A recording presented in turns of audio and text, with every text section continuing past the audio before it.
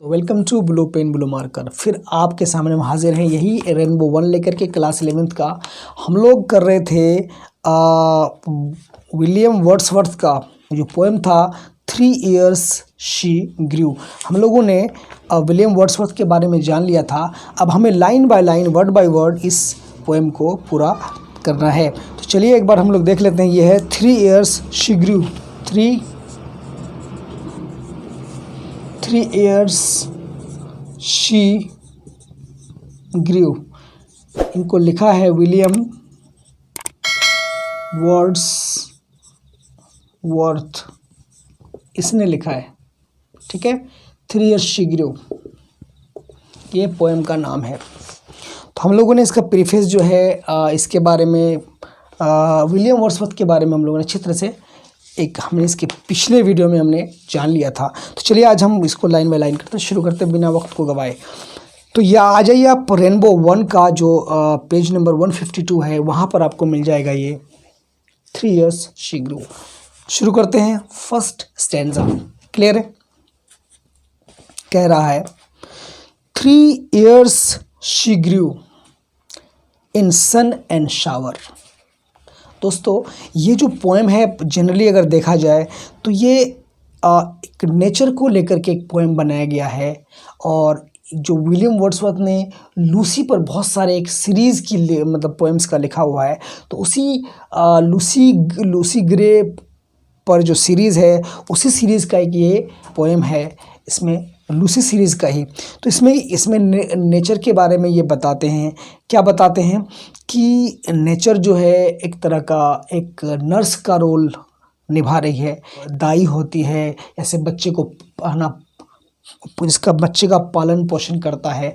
उसी तरह से ये जो नेचर है ये क्या करती है, 3 साल के बच्चे को गोद ले लेती है और उस बच्चे को पाल पोस कर बड़ा करना चाहती है, अपने जैसा बनाना चाहती है, उसको ब्यूटीफुल बोल्ड बनाना चाहती है ताकि वो ज़िंदगी के वो हर क्षेत्र में वो आगे रहे। और वो नेचर के साथ साथ और फिर वो ये भी कहती है कि इसके पालन पोषण की जिम्मेदारी वो खुद लेती है। कौन? नेचर, मतलब प्रकृति वो ले लेती है। और ये नहीं, अपने तरीके से उसको बड़ा करना चाहती है। कौन? नेचर, उस छोटे से बच्चे को। लेकिन अनफॉर्चुनेटली और वो जो बच्चा है 3 साल की उम्र में ही उसका डेथ हो जाता है। तो वो जो डेथ होता है मतलब हो जाता है उस बच्चे का, तो ये विलियम वर्ड्सवर्थ को काफ़ी धक्का लगता है। कहा तो ऐसा भी जाता है कि इसकी बेटी का जो इसकी डॉटर का जो डेथ हुआ था उसी चीज़ को मन में रख करके विलियम वर्ड्सवर्थ ने लूसी सीरीज़ की इस पोएम को लिखा है। तो चलिए हम लोग देख लेते हैं कि किस तरह से ये जो मदर नेचर है, ये जो प्रकृति है, किस तरह से इस 3 साल के बच्चे को अपनी तरह से इसका पालन पोषण करना चाहती है और किस तरह से इसको रखना चाहती है। हम लोग शुरू करते हैं लाइन बाय लाइन। आपको पता चल गया कि इस पोएम में क्या चीज़ होने वाला है। बस एक बच्चे की पालन पोषण के बारे में बात होगी। नेचर उसको अपने तरीके से पालना पोसना चाहती है, हर कुछ बनाना चाहती है, उसको एक फुल फ्लेज एक जो वुमेन है, एक जो लेडी है उसमें उसको बदलना चाहती है, लेकिन अपने तरीके से बनाना चाहती है। ठीक है, शुरू करते हैं।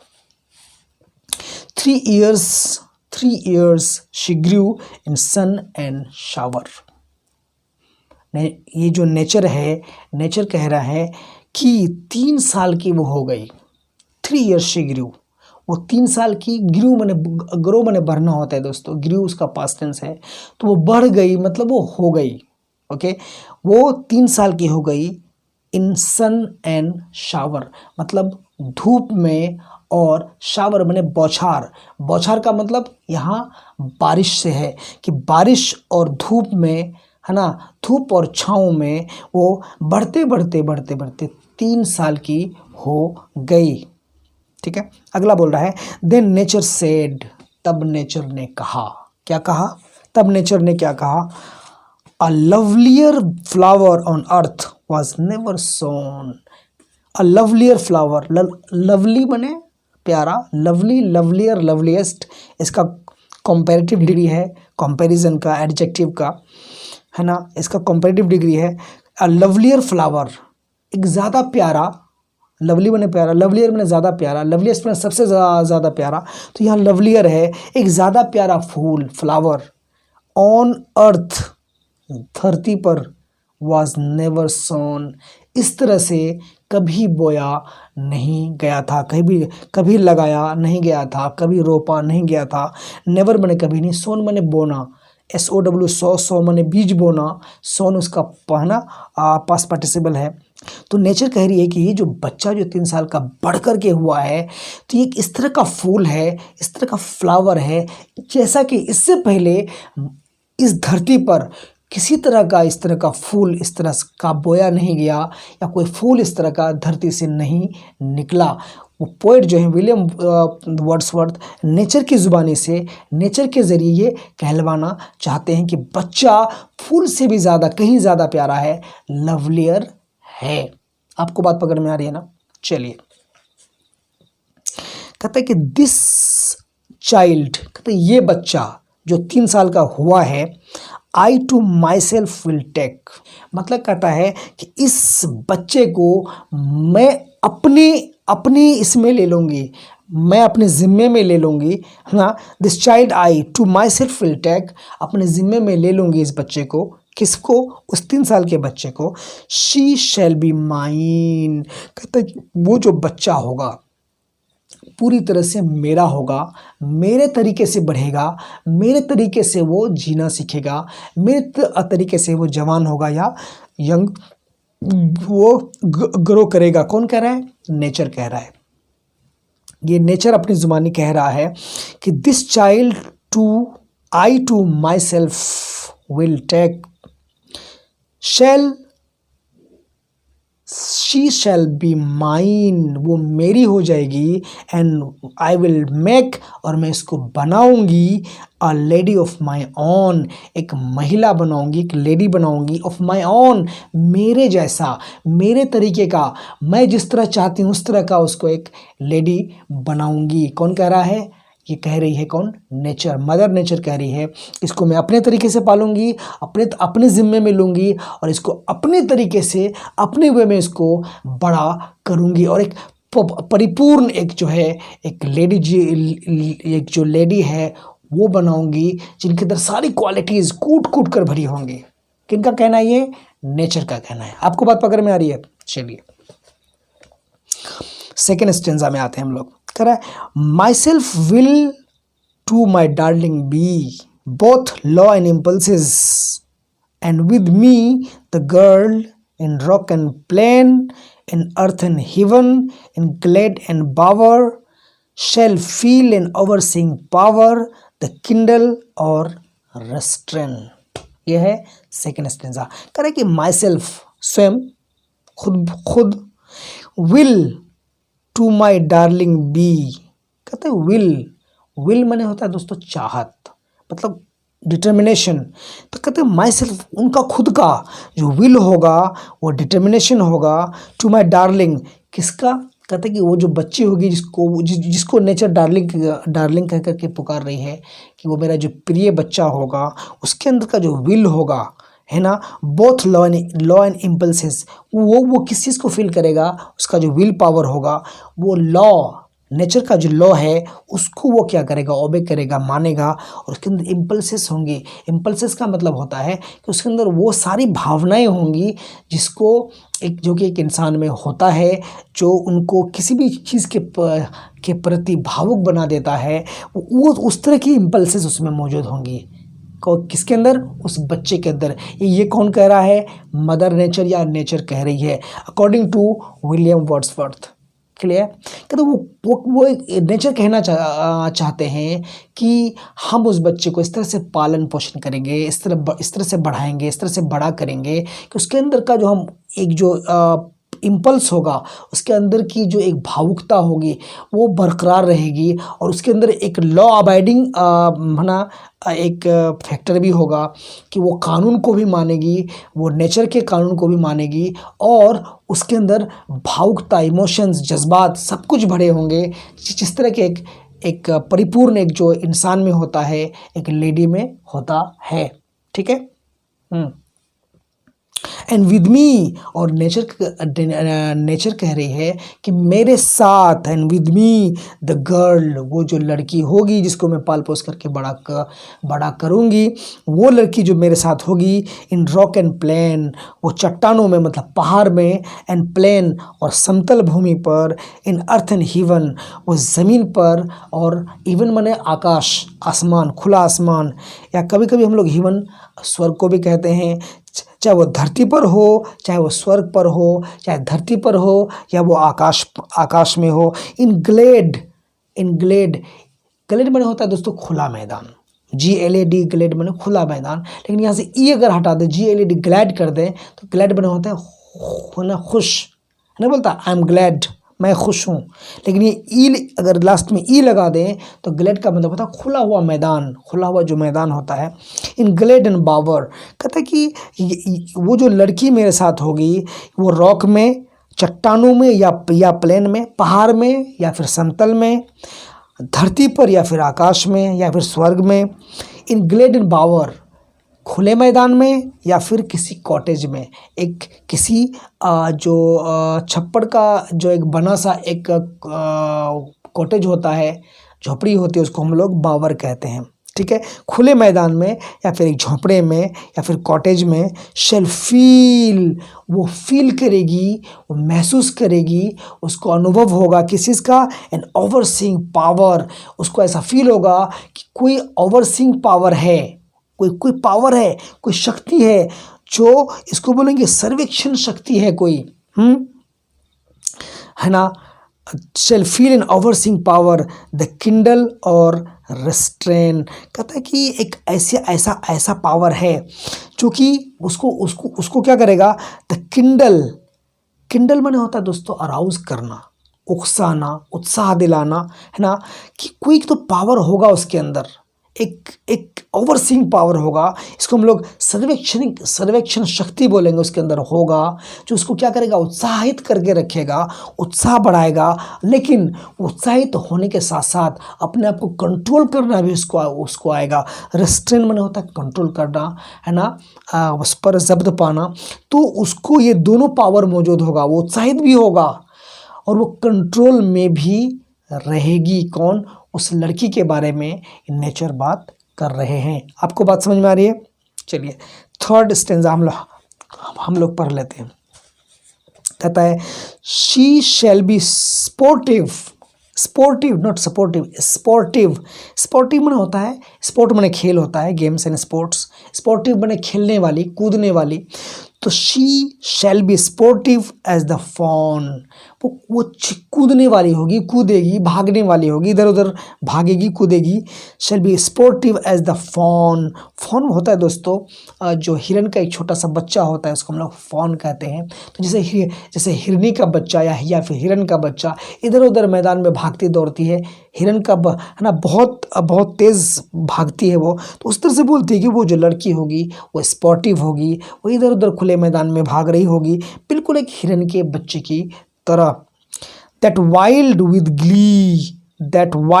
ग्ली अक्रॉस द लॉन, है ना, दैट वाइल्ड, कहता है कि वो बिल्कुल खुशी से एकदम पागल हो जाएगी। वाइल्ड माने होता है जंगली वैसे तो, लेकिन यहाँ विद गिली का मतलब गिली माने खुशी, कहता खुशी से बिल्कुल वो पागल हो जाएगी, बहुत खुश हो जाएगी वो। अक्रॉस द लॉन, वो जब वो भागा भागी करेगी इधर से उधर उस लॉन में, तो खुशी से बिल्कुल एकदम फूले नहीं समाएगी, पागल हो जाएगी वो खुशी से। कौन, वो लड़की। और अब द माउंटेन स्प्रिंग्स, और सिर्फ मैदानों में, सिर्फ लॉन माने मैदान, लॉन में नहीं, वो दौड़ कर वो माउंटेन के स्प्रिंग्स में भी, माउंटेन माने होता है पहाड़ दोस्तों, स्प्रिंग्स माने होता है झरना। तो झरने जो हैं वहाँ माउंटेन से जो झरने, पहाड़ों से जो झरने गिरते हैं, वो वहाँ पर चली जाएगी दौड़ते दौड़ते। कौन, वो लड़की। And hers shall be the breathing balm, वो एक मलहम की तरह होगी, वो एक ब्रीदिंग बाम की तरह होगी, मतलब जीवित, ब्रीदिंग माने सांस लेने वाला, जिंदा जिसको हम लोग बोलते हैं, जीवित बोलते हैं। बाम माने होता है मलहम, एक ऐसा मरहम या मलहम होगी जो जिंदा रखने वाली होगी। Her shall be the breathing balm and hers the silence and the calm, और उसकी खामोशी, साइलेंस माने खामोशी, चुप्पी एंड काम, काम माने शांति, एकदम कूल होकर के वो रहने वाली होगी। ऑफ म्यूट इनसिनेट थिंग्स, और कहता है कि म्यूट माने होता है चुपचाप, गूंगा, जो कुछ न बोले, म्यूट। इनसिनेट का मतलब होता है दोस्तों, इनसिनेट थिंग्स वैसी चीज़ें हैं इसमें जान नहीं होती, जैसे रॉक है, पत्थर है, चट्टान है, इस तरह की चीज़ों में जान नहीं होती। इन चीज़ों को हम लोग बोलते हैं इनसिनेट थिंग्स। कहता है कि उसके अंदर एक साइलेंस होगी, चुप्पी होगी, हर्ष द साइलेंस एंड द काम ऑफ म्यूट इनसिनेट थिंग्स। कहता है कि जिस तरह से जो निर्जीव पदार्थ हैं, इनसिनेट थिंग्स हैं, उनकी जो म्यूट, वो जो म्यूट है, चुप है, नहीं बोलते हैं, उसकी जो शांति है, उसके अंदर जो साइलेंस है, बिल्कुल वो साइलेंस भी उसके अंदर होगी, उसके अंदर कॉप करने वाली होगी। And hers the breathing balm, वो जीव, कहने का मतलब ये है दोस्तों कि वो जिंदा जैसे लोग होते हैं, जीवन को एक अगर मरहम की ज़रूरत पड़े, मलहम की ज़रूरत पड़े तो उस तरह का भी काम करेगी वो। और अगर वो शांत रहे तो बिल्कुल एक जो इंसिनेंट जो थिंग्स हैं, जो निर्जीव पदार्थ वहाँ पर मौजूद है नेचर में, उसकी तरह बिल्कुल वो शांत रहेगी। मतलब उसको हम दोनों नज़रिए से पालेंगे। नेचर का कहना है कि इस लड़की को हम इस तरह से पालेंगे कि अगर वो निर्जीव की तरह शांत, अगर वो निर्जीव की तरह शांत रहना भी सीखेगी और वो जिंदा भी रहना सीखेगी, ताकि दूसरों की ज़िंदगी में एक मलहम की तरह, एक बाम की तरह, एक ऑइंटमेंट की तरह वो काम आए। Fourth stanza, the floating clouds their state shall lend. floating माने तैरना, इधर उधर जो बादल होते हैं, जो तैरते रहते हैं, the floating clouds है ना, their state shall lend। कहता है कि उनकी जो अवस्था है, उनकी जो हालत है, shall lend to her, उसको क्या करेगी वो, लेंड करेगी, उधार देगी। कौन? ए फ्लोटिंग है ना, clouds. For her the willow band, कहता है कि जो क्लाउड्स हैं, जो उड़ते हुए बादल हैं, जो बादल उड़ रहे होते हैं, उनका जो स्टेट होता है, उनकी जो अवस्था होती है, वो क्या करेंगी उसको, वो है ना, शेल लेंड टू हर, वो जो बादल है, मतलब कहने का मतलब ये है कि वो लड़की बादलों से भी बहुत कुछ सीखेगी, बादलों से भी उधार लेगी। उनका जो स्टेट है, उनकी जो अवस्था है, उड़ने की अवस्था, यहाँ फिर वहाँ तब वहाँ, इस तरह की अवस्था भी वो उससे सीखेगी। किससे सीखेगी? बादलों से। चूँकि वो लड़की रह रही है नेचर के साथ, तो नेचर की चीज़ों को ही, नेचर को ही वो अपनाएगी। For her the willow bend, और उसके लिए, उस लड़की के लिए जो विलो है, विलो हम बोलते हैं दोस्तों झाड़ियों को, माना पेड़, छोटे छोटे जो पेड़ होते हैं, झाड़ियाँ होती हैं, विल बैंड, उसके लिए वो झाड़ियाँ झुक जाएंगी, उसके लिए वो जो पेड़ हैं वो झुक जाएंगे। Nor shall she fail to see, और न ही वो असफल होगी। नॉर शेल सी फेल, वो असफल होगी, टू सी, देखने में। क्या देखने में वो फेल नहीं होगी? Even in the motions of the storm, कहता है कि इवन इन द मोशन माने होता है हलचल, जब है ना हलचल, इवन किसमें, तब भी, कब भी, in the motion of the storm, जब आंधी चल रही होती है, जितनी तेज चल रही होती है, उसके मोशन में भी, उसके हंगामे में भी वो हर चीज़ को अच्छी तरह से क्या करेगी, देख सकेगी। वो देखने में असफल नहीं होगी। कहने का मतलब है कि वो इस तरह से उसको नेचर पालेगा या उसको बड़ा करेगा कि आंधी भी चल रही होती है तो भी फर्क नहीं पड़ता, उसको उस आंधी में भी अच्छी तरह से वो दिखाई देगा, अच्छी तरह से वो देख पाएगी, वो असफल देखने में नहीं होगी। Grace that shall mould the maiden's form, कहते हैं कि वो जो ग्रेस किसके अंदर होता है ना, ग्रेस दैट मोल्ड, वो जो दया, इसको हम लोग कहते हैं, वो जो एक इंसान के अंदर जो एक भाव होती है, वो भाव शेल मूल द मेडन्स फॉर्म, उसको क्या करेगी, ये जो भाव है, ये सारे भाव, सारे ग्रेसेस क्या करेगी, उसकी मोल्ड करेगी। मोल्ड बना होता है उसको ढालना, एडेप्ट करना, उसको ढाल देगी, एक जैसे सांचे में ढालना होता है, उसको ढाल देगी ना। द मेडन्स फॉर्म मतलब एक मेडन में होता है कंवारी लड़की, कंवारी लड़की के रूप में उसको उसको उसको क्या करेगी, ढाल देगी। बाय साइलेंट सिंपैथी, ये सारी चीज़ें किस तरह से होंगी, एक साइलेंट सिंपैथी से होंगी। साइलेंट माने खामोश, जो आहिस्ता से आता है, चुपचाप आता है। सिंपैथी माने तो आप जानते हैं सहानुभूति होता है, मतलब जितनी भी चीज़ें हो रही होंगी एक बिल्कुल चुप और शांत जो सहानुभूति है उसके द्वारा होंगी। और उसके अंदर, उस बच्ची के अंदर इतना ग्रेस भर दिया जाएगा, इतना उसके अंदर चीज़ें भर दी जाएंगी, है ना, जो उसको वो सारी चीज़ें उसको क्या करेंगी, मोल्ड करेंगी, एक अच्छा लड़की बनने में, एक अच्छा लेडी बनने में मदद करेगी।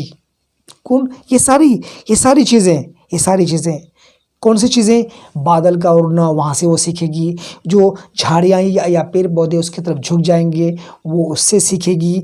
तो ये सारी चीज़ें, और वो आंधी का जो जब चलना होगा, आंधी चलेगी तब उसमें वो देख पाएगी, वो फेल नहीं होगी देखने में। तो नेचर की ये सारी चीज़ों को जो विलियम वर्ड्सवर्थ ने जो यहाँ वर्णन किया है, ये सारी चीज़ें जो हैं, वो जो लड़की है उसको जब वो बड़ी हो जाएगी तो सारे गुण उसके अंदर वो समाहित हो जाएंगे और चुपके से आ जाएंगे, किसी को पता तक नहीं चलेगा। इसलिए कहा जाता है कि बाय साइलेंट सिंपैथी, सारी चीज़ें खुद ब खुद उसके अंदर चुपचाप आ जाएंगी। क्लियर है? मतलब वो लड़की नेचर में रहते रहते सारे गुणों को चुपचाप आसानी से वो सीख जाएगी।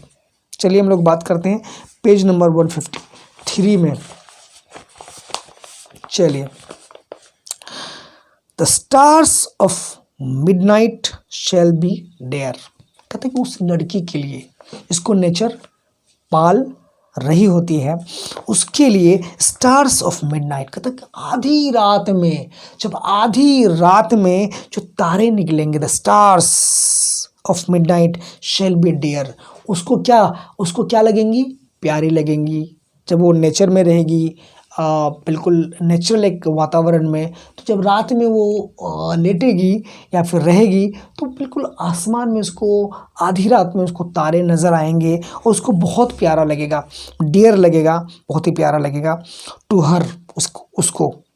And she shall lean her ear, और फिर वो क्या करेगी, अपने कान को झुकाएगी। लीन माने झुकाना, वो ध्यान देगी, अपने एयर को झुकाएगी, मतलब वो ध्यान देगी। She shall lean her ear in many a secret place, कहता है in many a secret place, कहता है कि एक बिल्कुल सीक्रेट जगह पर, सीक्रेट में होता है पोशीदा, छुपा हुआ, बहुत सारी ऐसी जगह हैं जहाँ बिल्कुल सीक्रेट वो जगह होती है। where rivulets डांस, कहता है कि ऐसी जगह हैं नेचर में, ऐसी जगह हैं, बहुत सारी जगह हैं।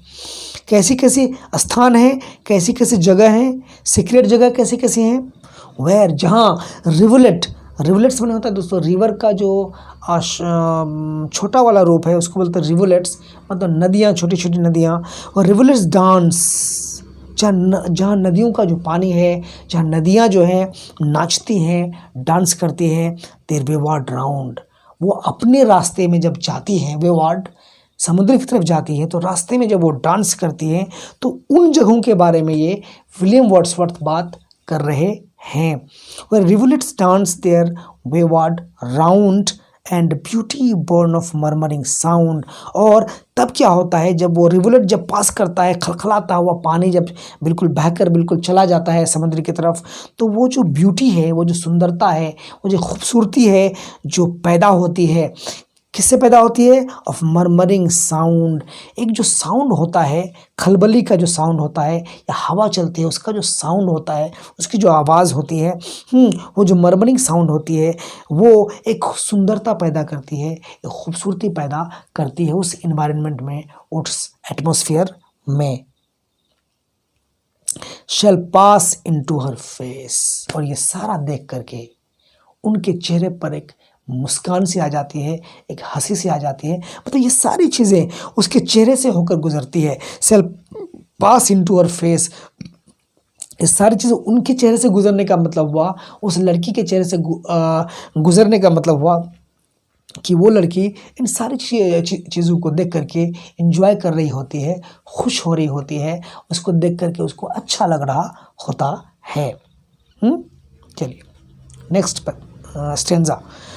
And vital feelings of delight, कहता है कि और वाइटल फीलिंग्स, बहुत वाइटल मैंने बहुत मजबूत, बहुत बड़ा, बहुत वाइटल फीलिंग्स, बहुत मजबूत फीलिंग्स, मतलब उनके एहसासात, उनके जो फीलिंग्स हैं ऑफ डिलाइट, डिलाइट में होता है खुशी, खुशी की जो एक मजबूत जो फीलिंग है, जो एक एहसास है, उनको आती है। Shall rear her form, shall rear her form to stately height, कहता है कि इन सारी चीज़ों को देखते हुए उसके अंदर जो खुशी आती है, एक डिलाइट आती है, एक है ना खुशी जन्म लेती है, काफ़ी मजबूत खुशी होती है, वो काफ़ी वाइटल होती है, बहुत ही इंपॉर्टेंट खुशी होती है जो कि जन्म लेती है ना। शेल रियर हर फॉर्म, उसके रूप को, फॉर्म माने रूप, उसके रूप को क्या करती है, रियर करती है। रियर माने होता है दोस्तों, वैसे अगर नाउन में ले REAR, रियर माने होता है पिछला, रियर सीट्स नहीं बोलता है कि वो है ना क्लास में फ्रंट में नहीं बैठता है, रियर, फ्रंट का उल्टा होता है रियर, है ना, अपोजिट होता है। रियर माने पिछला वाला, उसका उल्टा होता है फ्रंट माने बिल्कुल सामने वाला। लेकिन यहाँ रियर माने ये नहीं होगा। रियर माने कभी कभी क्या होता है कि रियर माने होता है पालना पोसना भी होता है। किसी चीज़ को पाल पोस के जब हम बड़ा करते हैं, उस जो कि उस एक स्टेज तक लाते हैं, उसको भी हम लोग रियर कहते हैं, पालना पोसना, है ना, टू ब्रिंग अप, है ना, पालन पोषण करना। तो she shall rear her form to stately height, कहता है कि ये सारी चीज़ें क्या करेगी, उस लड़की को मैच्योरिटी तक पहुंचाएगी, मैच्योरिटी तक मैच्योर होने में मदद करेगी, उसका पालन पोषण करेगी, हर फॉर्म उसके रूप को बदलेगी टू स्टेटली हाइट। स्टेटली का मतलब होता है दोस्तों, इसको हम लोग बोलेंगे डिग्निफाइड। स्टेटली का मतलब इसको हम लोग बोलते प्रतिष्ठित, है ना, उसको हम बोले काबिल एहतराम, ठीक है। तो shall rear her form to stately height, ये जो सारी चीज़ें हैं इस लड़की को क्या करेंगी, पालन पोषण कर उसको है ना बढ़ाएंगी, उस स्टेज तक लाएंगी जो कि काफ़ी डिग्निफाइड स्टेज होगा, काफ़ी एक प्रतिष्ठित क्या होगा, हाइट होगी, उस ऊंचाई तक उसको लेकर के जाएंगी। किसके बारे में बात कर रहे हैं, उस लड़की के बारे में हम लोग बात कर रहे हैं। कौन, विलियम वर्ड्सवर्थ। हर वर्जिन बुजम स्वेल, कहता है कि वो सारी क्वालिटीज़ उसके अंदर आ जाएंगी, एक लेडी की क्वालिटीज़ आ जाएंगी, उनकी जो छाती है वो फूल करके बाहर आ जाएंगी, कि जैसे खूबसूरत लेडी का, एक खूबसूरत लड़की का होता है। हर वर्जिन बुजम स्वेल, वर्जिन माने तो वैसे होता है दोस्तों कुंवारी, है ना, बुजम माने होता है हर्ट, है ना, स्वेल मन होता है फूलना। तो इसका मतलब है कि उसकी छाती जो है वो फूल करके बाहर आ जाएगी जब वो जवान हो जाएगी। ऐसा हम लोग देखते ही हैं कि किस तरह से लड़कियों में जवानी आती है। तो ये वो बात कर रहे हैं कि उस लड़की को इस तरह से पाला पोसा जाएगा, उसको एक हाइट तक, एक ऊंचाई तक उसको लाया जाएगा, उसका हर गुण उसमें मौजूद होगा। उसकी छाती बिल्कुल गर्व से नहीं बल्कि जवानी से फूल जाएगी, और उसके जिस्म में उतार चढ़ाव पूरी तरह से वो बहुत ही सुंदर, बहुत ही खूबसूरत वो दिखेगी। Such thoughts to Lucy I will give, कहता है कि जब वो जवान हो जाएगी, भरपूर जवानी में होगी, बिल्कुल बड़ी हो जाएगी, उस हाइट तक पहुंच जाएगी, वो जवानी के दहलीज में पहुंचेगी, तो इस तरह की सोच, सच थॉट्स, इस तरह की सोच जो है, इस तरह के जो विचार हैं लूसी के मन में, क्या है ना, आई विल गिव, मैं लूसी के मन में डाल दूंगी। कौन कह रहा है, नेचर कह रहा है कि आई विल गिव, किसको, लूसी, वो जो लड़की है उसको लूसी के नाम से यहाँ पुकारा गया है दोस्तों, कि इस तरह की जो थॉट्स हैं, थिंकिंग हैं, विचार हैं, मैं लूसी के मन में क्या करूँगी, डाल दूंगी। कौन कह रहा है, nature. While she and I together leave, जबकि मैं और लूसी, मतलब वो लड़की, दोनों हम लोग एक साथ रहेंगे। वाइल जब शी एंड आई, शी माने वो लड़की लूसी जो 3 साल की थी और उसको बड़ा करके जवान किया है, और एंड आई बोले तो नेचर, टुगेदर लिव, एक साथ हम लोग क्या करेंगे, रहेंगे। उस जैसे कि पहले भी हमने आपको बताया कि नेचर उसको अपने तरीके से पालन पोषण करना चाहती थी, तो वही बोल रही है कि वो और मैं एक साथ क्या करेंगे, रहेंगे। Here in this happy dell, यहाँ इस हैप्पी डेल में, हैप्पी मैंने खुश, डेल में, डेल बोलते हैं दोस्तों एक तरह का वैली कह लीजिए, इसको हम गड्ढा या घाटी कह लीजिए। पहाड़ के नीचे जो हम लोग एक घाटी होती है ना, कहते हैं उस घाटी में हम लोग यहाँ रहेंगे, और इस जहाँ खुशी फैली हुई है, हर तरफ खुशी फैली हुई है, इस घाटी में, इस वैली में हम लोग यहाँ रहेंगे। नेचर और वो लड़की कौन, लूसी। ठीक है, चलिए अब हम लोग बात करेंगे लास्ट स्टेंजा के बारे में। ये आपका लास्ट स्टेंजा है। 10 नेचर स्पेक। अब ये देखिए, अब यहाँ नेचर नहीं बोल रहा, जितने भी पूरा पोएम था, पूरा में नेचर ऐसा लग रहा था कि नेचर खुद अपने मुंह से बोल रहा हो, लेकिन ये जो लास्ट स्टेंजा है ऐसा नहीं दिख रहा है कि ये नेचर बोल रहा है। ये 10 स्पेक, 10 नेचर स्पेक, ये कौन बोल रहा है, विलियम वर्ड्सवर्थ, मतलब द पोएट। ये जो पोएट हैं, कवि हैं, वो खुद बोल रहे हैं 10 इस प्रकार, इसी तरह से, इस तरह से नेचर स्पेक, इस तरह से नेचर ने बात की, नेचर ने बयां किया, नेचर ने बोला। स्पेक दोस्तों, स्पोक जैसे हम लोग स्पीक, स्पोक, स्पोकन। तो ये जो है ओल्ड इंग्लिश है। पुराने इंग्लिश में लोग स्पेक लिखते थे, जैसे यू को दाऊ लिखते थे, है ना, योर को दाई लिखते थे, THY दाई। इसी तरह से स्पेक लिखते थे पहले हम लोग, लेकिन अब वो स्पोक हो जाता है। तो अब ये पहले का लिखा हुआ है, तो हम लोग इसको स्पेक ही पढ़ेंगे। 10 नेचर स्पेक, इस तरह से नेचर बोलती है। द वर्क वॉज डन, कहते काम हो गया, काम फिनिश हो गया, work was done. How soon my Lucy's race was run. अब वो नेचर कह रहा है, नेचर ने, ये विलियम वर्ड्सवर्थ जो पोएट हैं, वो कह रहे हैं कि नेचर ने तो ऐसा बोला, लेकिन द वर्क वॉज डन, लेकिन ये जो काम था ख़त्म हो गया। जो बोला ये काम ख़त्म हो गया। कैसे ख़त्म हुआ? How soon my Lucy's race was run, कितनी जल्दी, हाउ सुन, कितनी जल्दी, लूसीज रेस, लूसी की जो दौड़ थी, लूसी का जो दौड़ था, रेस था, वॉज रन, दौड़ लिया गया, ख़त्म हो गया, उसका रेस ख़त्म हो गया। मतलब लूसी की ज़िंदगी ख़त्म हो गई, लूसी की जो जीवन था वो समाप्त हो गया, वो मर गई। कौन कह रहे? William Wordsworth. वो दुख जता रहे हैं, वो काफ़ी गमगीन हो रहे हैं, कह रहे हैं कि कितनी जल्दी जो लूसी का जो रेस है वो ख़त्म हो गया, वो दौड़ा गया या फिर ख़त्म हो गया। शी डाइड, वो मर गई, एंड लेफ्ट टू मी, और मेरे पास छोड़ गई। पोएट कह रहे हैं कि वो मर गई और मेरे पास छोड़ गई, and left to me this heath, HEATH। दोस्तों यहाँ हेल्थ लिखा हुआ है, लेकिन ये हेल्थ नहीं है, हीथ है, HEATH, हीथ। और वो छोड़ गई, क्या छोड़ गई? This Heath.